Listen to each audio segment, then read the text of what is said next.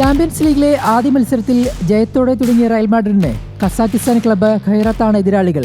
10 പേരായി ചുരുങ്ങിയിട്ടും French club മാഴ്സയ്ക്കെതിരെ നേടിയ ജയം റയലിന്റെ ആത്മവിശ്വാസം വർദ്ധിപ്പിക്കുന്നതാണ്. എന്നാൽ സ്പാനിഷ് ലീഗിൽ അത്ലറ്റിക്കോയോടേറ്റ വമ്പൻ തോൽവിയുടെ ഞെട്ടിൽ കൂടിയാണ് റയൽ. ഖൈറാത്തിന്റെ മൈതാനത്താണ് മത്സരം.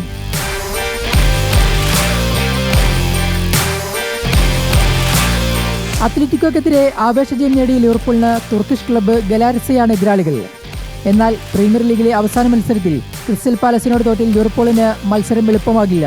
മുന്നേറ്റ നിര ഗോൾ നേടുമ്പോഴും പ്രതിരോധ നിര ഗോളുകൾ വഴങ്ങുന്നതാണ് ലിവർപൂളിന് തിരിച്ചടിയാകുന്നത്.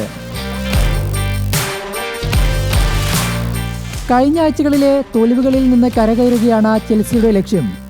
ചാമ്പ്യൻസ് ലീഗിലും പ്രീമിയർ ലീഗിലും തുടർ തോൽവികളിൽ വലയുന്ന ചെൽസിക്ക് പോർച്ചുഗീസ് ക്ലബ്ബ് ബെൻഫിക്കയാണ് എതിരാളികൾ.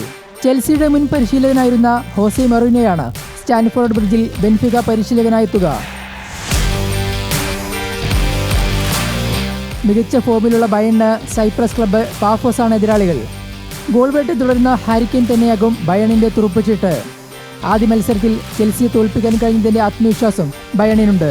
മറ്റ് മത്സരങ്ങളിൽ അത്ലറ്റിക്കോ മാഡ്രിഡ് ഫ്രാങ്ക്ഫർട്ടിനെയും ഇന്റർ മിലാൻ സ്ലാവിയ പ്രാഹയും നേരിടും.